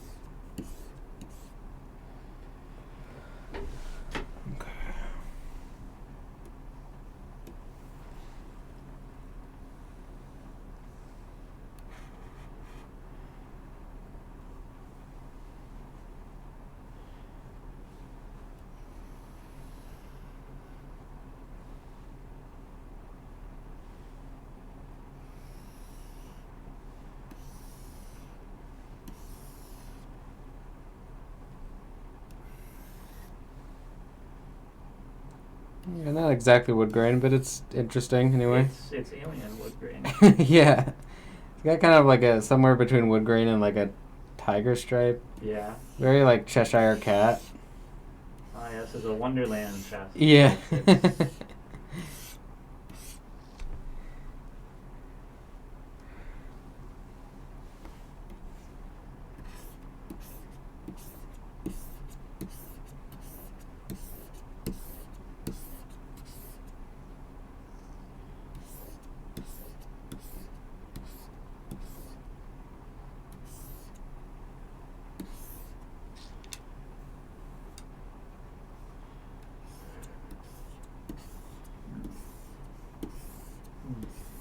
Are there any other Blender artists you follow? There's this guy I follow on TikTok. I can't remember his name, but he does some really weird kind of horror stuff. Ooh. And he's got this weird voice, and he talks like this on the camera all the time. And he's this really strange guy. I can't remember what his name is. But he makes really cool stuff. Is it like environments or like creatures or something? He'll usually do. Yeah, he'll do like a creepy environment. It'll be like a dimly lit house, and he's really fast. He does like really good, like fast, all the textures and all that stuff really quickly. Does a lot of like, we'll take just like one photo and like use that texture to make a whole scene with it. Oh, it's wow. really, really cool. And then he'll just like put a weird dude in it somewhere, and it's like, oh, now it's a horror movie, Yeah. But it's cool because, like, I don't know, I just kind of, like, absentmindedly followed him, like, ages ago, and he's gotten really good since then. That's awesome. Yeah. What about you? Who do you like? I haven't. There's a couple people. I'm trying to think of who I follow. It's specifically a Blender artist. Yeah. I'm really a fan of Quarter Digital. They're not specifically Blender artists, but they're a VFX studio. Huh. They do a lot of like, if you've ever seen like that VFX artist react show on YouTube. I don't think I have. Oh, okay. Yeah, they pop up on trending every now and again, but they're pretty cool. They go into a lot of just like the whole visual effects in movies and games and stuff. They have their own VFX house that they do contracting when they can get it, and they have famous people from the industry. Like I think most recently they had Adam Savage on there to talk VFX about stuff he did in the industry. Cool. I like watching their stuff. It's pretty good. One of the people that used to work there is called Punisher. He's or that's his username. And he does like a challenge every now and again where he'll like give people like an animation and a framing thing, and then everyone has to like make a different version of it. Like he has one that was basically some dude or some figure pulling a cart or something in front of a mountain. And so everyone kind of took that and then ran with it. So you had like people that were having like a robot carrying a cart full of junk in front of like, this mountain of junk on a junk world. This like vaporwave thing. Just all manner of different like ways of taking the idea. Wow, that's really cool. Those are always a fun video. He does like showcase videos where he takes the top submissions and goes over them and reviews them. Reminds me kind of like, I don't know if you've ever done anything like Inktober or something like that. Where Oh, it's yeah. like, I really like doing that stuff with like friends where you can really like other people and you can really see how they took it differently. And Does Inktober have like specific themes for days, or does it just challenge for artists to do something? it's usually just a prompt. It'll be like, I don't know, like witch or crystal or something like that, and so you see a lot of different, like, I don't know, people take it very differently. I've seen it trending on Twitter, but I never looked. I like looked at the art, but I never looked into how Inktober actually runs. Well, and it's also like a lot of people do like different ones now. Like, Yeah. there's like an official Inktober, but then there's like other prompt lists. Gotcha. I only have one friend who's like a real like professional artist, and she usually just sort of chooses what we all do because she like takes it more seriously. Gotcha. I think your wood texture's looking real nice. It's something.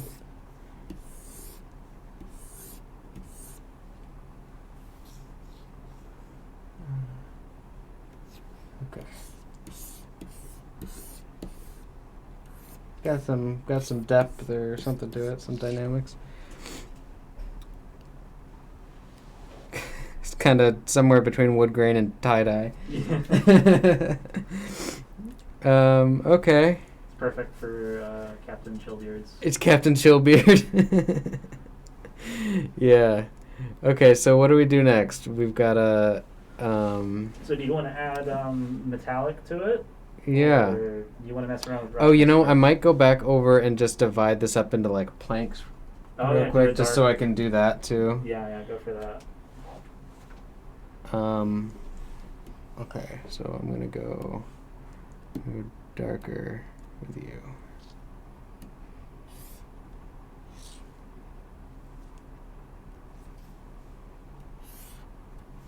It might be better to do that on the model so you can get it consistent through all your islands. Yeah. I Yeah, know some right. parts on that top especially are like different. Oh yeah, like going across over to here. Yeah. Yeah, you're right.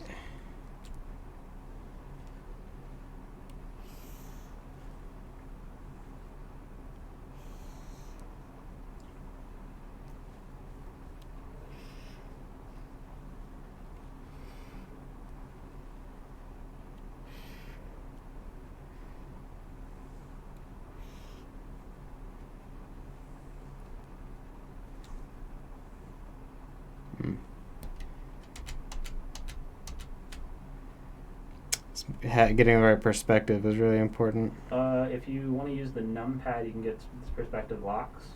7 will give you a perfect top view. Oh, because, yeah, this is weird. Look, if I go here, it mirrors it a little different than I would expect. Oh yeah, because those two bands on either side are actually that's one of those situations where you have overlapping UV island. Mm-hmm. So since they're mirrored, they're one of them you'll have a mirrored texture. That's all right. Cool.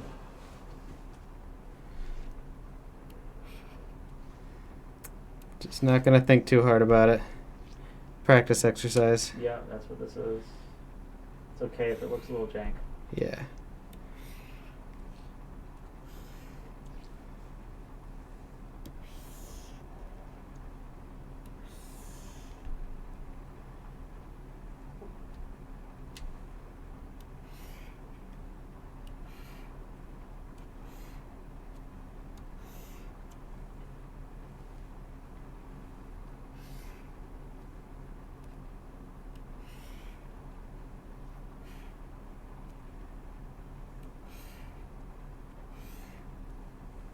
All right. Quick and dirty. Just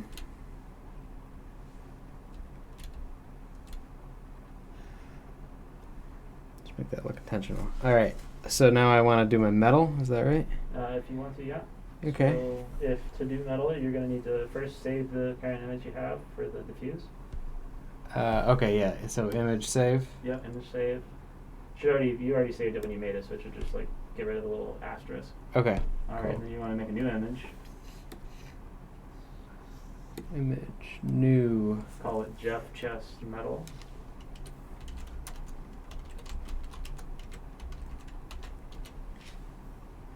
Okay. All right. Then you're going to go into the shading tab.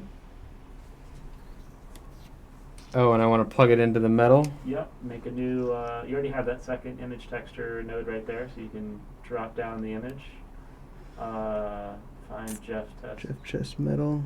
And then make sure on the bottom there you select the option for where it says sRGB. Switch it to non-color. Since metal is only black and white. Right. Okay. And plug that into metallic. Yeah, plug the color into metallic. Cool. Alright, now you should be able to go back to texture painting. And you should just be able to paint wherever you want your metal. And you'll want to make sure that's white. White or black for metal. Okay. So black should be where there's no metal, and then white should be where there is metal. On the bottom there you have some bars if you just want to drop saturation to 0 and value all the way up to 1. Value to That'll give you 1, white. saturation to 0. Okay.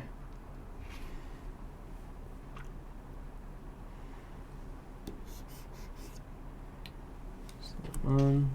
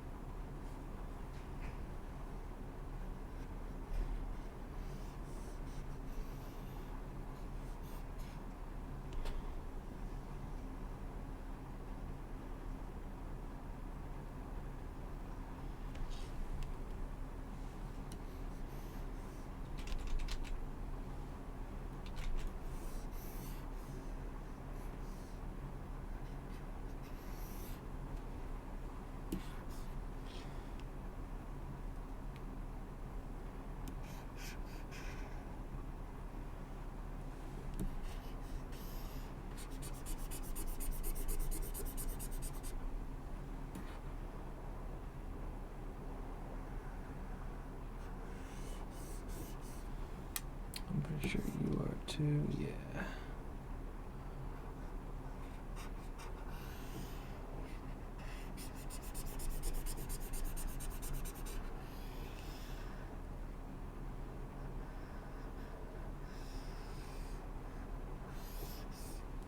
Ooh.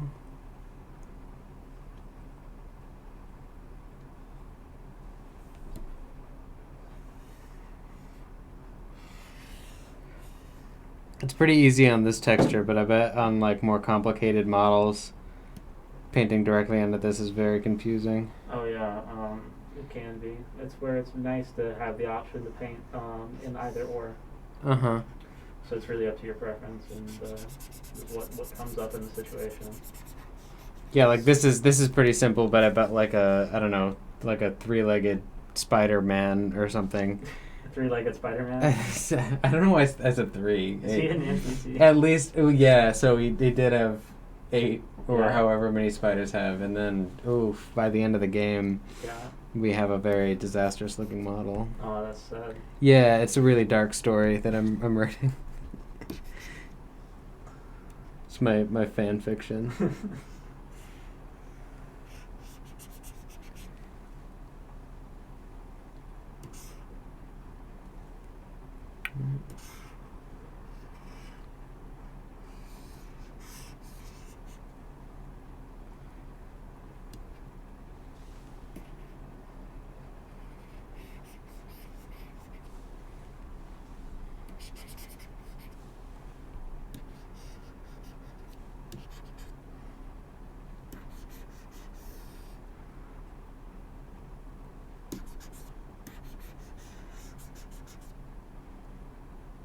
Okay.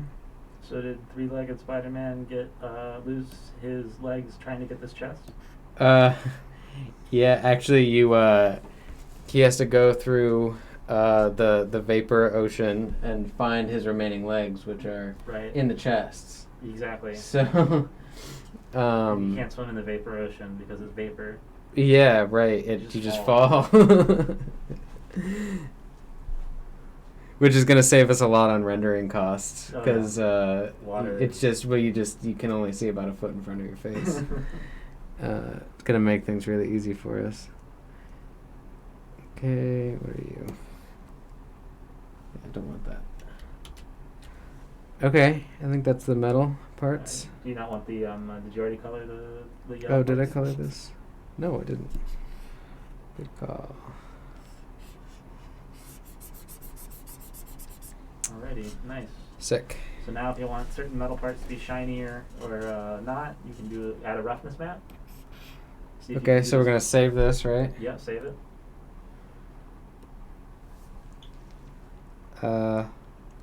Jeff Chest Metal, that's Yep. what. Okay, and then new.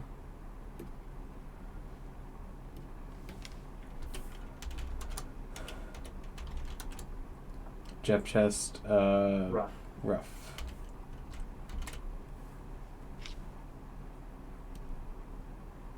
Cool. I go back to shading.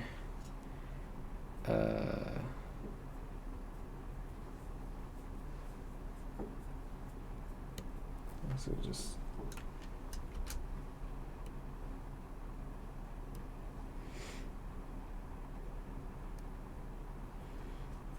and then this probably just plugs into roughness. Yep, you got it. Color into. Oh, I want this to be non-color first, Yep. right? Yep.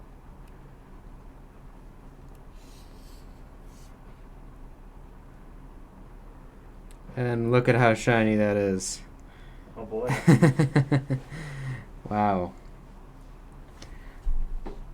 So you're good to go back to texture painting. And then you might want to set it, use that fill tool, the paint bucket, to fill the entire texture with something that's not black, so it's not all super shiny. Okay.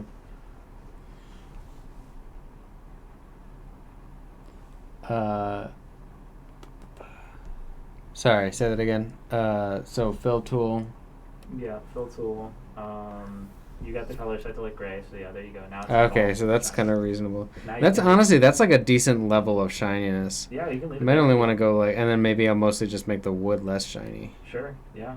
And then make the wood more white on the roughness map. Go for it. Yeah.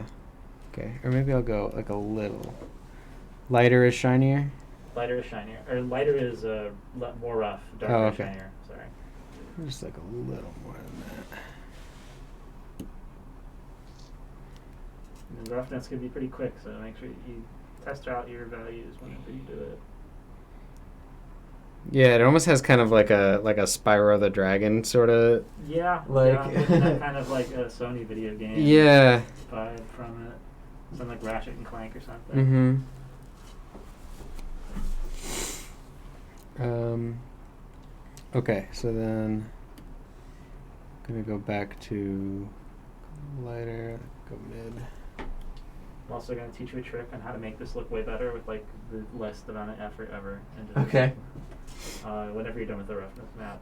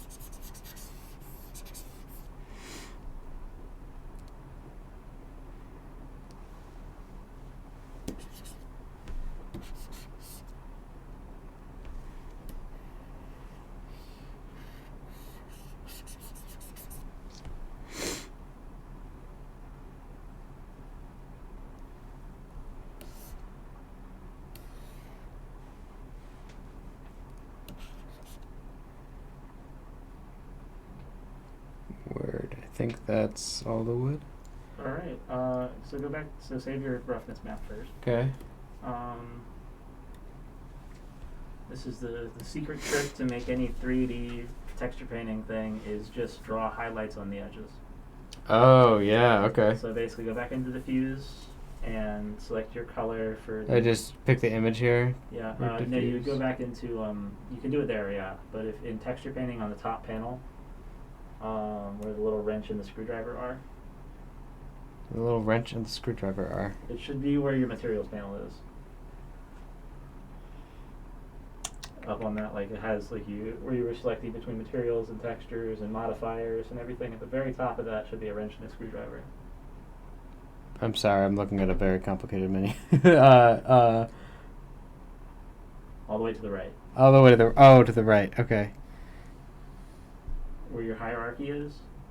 Yeah, like scene collection, all that. Yeah, down. Yeah, where you have like your materials panel, there should be one of the little notches on the left of that little panel. Should be a screwdriver and a wrench. Oh, duh, like the. That's modifiers. Yeah, all the way at the top, there should be a screwdriver and a wrench. Okay. That's your texture thing. Sorry, that was rough. No, that's all right. Okay. So now you can select which one you want to draw on from that top selection of different maps there. So you're Oh, easy. Okay. and you can So I want to go to diffuse. exactly, and now it's automatically switches back over to diffuse. And so you can now select whatever color you want, and you can add those highlights on the edges. Sick. Okay. We'll go S, and then from here.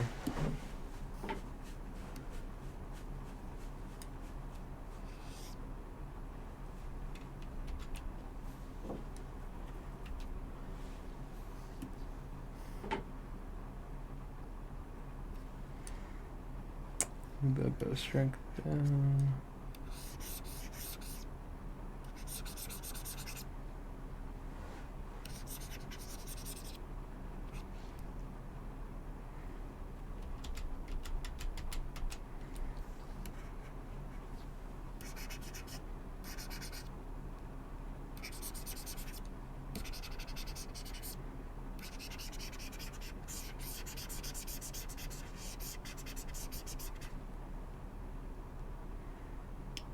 Yeah, that does make a big difference. It's really surprising how much of a big difference it makes.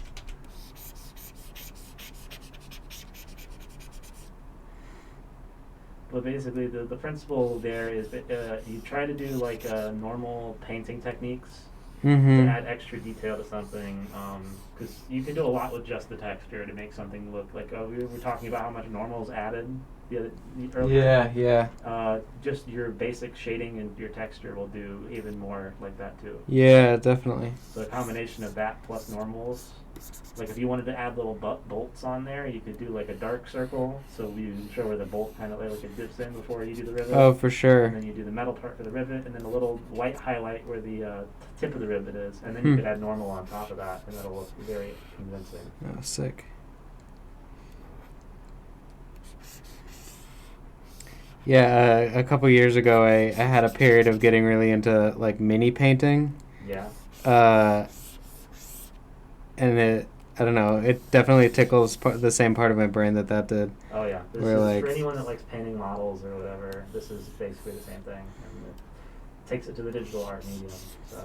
Yeah. I mean, definitely different techniques, but you know, all the like dry brushing and all that stuff where you're like. I haven't done much of actual physical real life modeling, model painting. This is faster, let me tell you that. Oh yeah, I bet.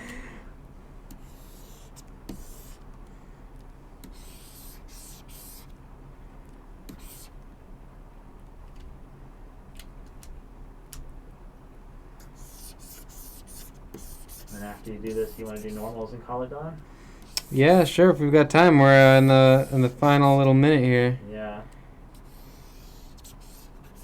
That should be enough time to do the normals just for the wood slab. Yeah, totally. Okay, so I'll say that's good for now on that. Yeah.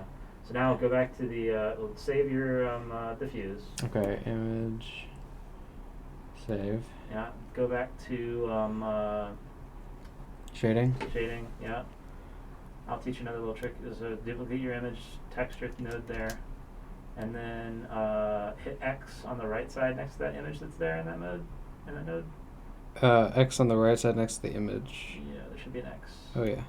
There you go. Now you can just hit new there. Oh, nice. You can create your new image right there in the shader editor. So Jeff's normal, is that what you're Jeff's normal, yeah. And then you're going to take that normal map node that's there after you get that. Get rid of that normal map node. Hit X. Click it and hit X. The normal map mode? The one that's purple. Oh, this one. Duh. Yeah, okay. yeah. And then Shift A to add a bump node. Bump node. There you go. Okay, what does a bump node do? So it's basically turning height map information, which is black and white, into normal information, which is you're not going to basically be able to paint a normal map. It's got like all these like 4 or 5 different colors that like mixing together. Okay. So if you just want to do a height map and then turn that into a normal map, the bump map will convert for you. Okay, so I'm gonna color normal. Yep, you got it. Color height actually. Oh, color height. Okay. There you go. Normal. There you go. And then make sure that your thing is set to non-color. Oh yeah. Non-color. There you go. Now we should be able to go back into texture painting, and you can probably do like you did with the roughness and fill a mid-level so you can go up and down. Okay. Yeah.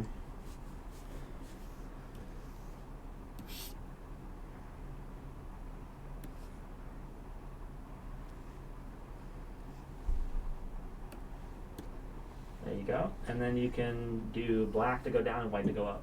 Okay. And so you can just draw your normal right onto those little slits.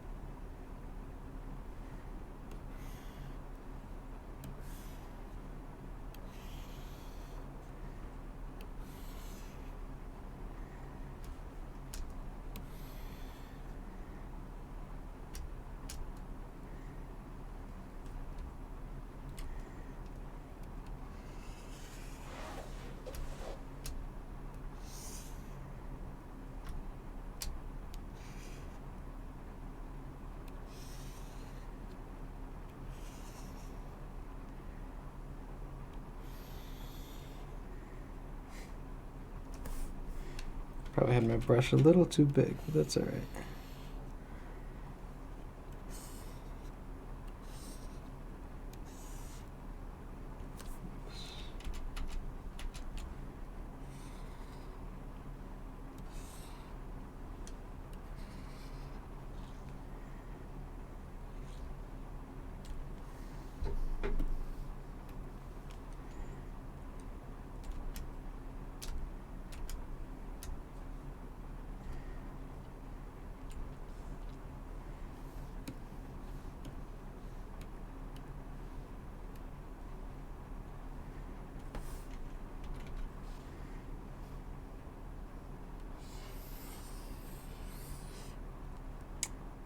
It's indenting. You got to go brighter than the fill. Brighter. Yeah, I guess I thought it was brighter. Okay.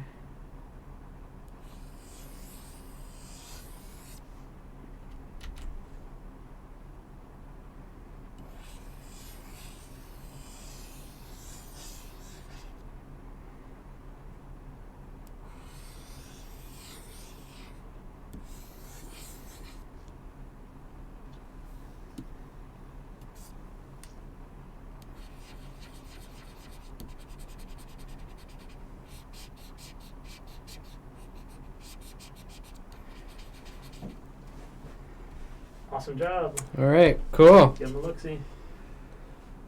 All right, well, thank you, everybody, for Oh, joining and us. stop by the VR lab. Oh, yeah, stop by the VR Come to the studio. VR space. We are from the VR space in DH Hill. You can come by appointment. You can come by. A lot of the time, there's room for drop-ins. It's definitely better to check and see if you can make an appointment. Yeah. But if you have never gone through our orientation, we can do it with you right on the spot. We're open from 10 to 8. PM, yeah. Just about every day. So, and we'd love to help you make stuff like this, or to just hook you up with some sick games and play those. So Yeah, we have Blender, like we have 3080s in all of our computers, so Unreal you can render 5. pretty crazy stuff. You got VR that you can play, VR that you can develop. Jeff and I work there, so if you have questions about Blender, we can help you. Yeah. There's some other people that know stuff too, so yeah.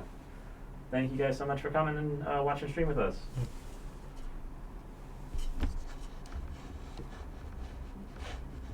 How do I stop the stream? It should be on the stop. I'm trying. You gotta get your mouse over there. Here you go. There you go.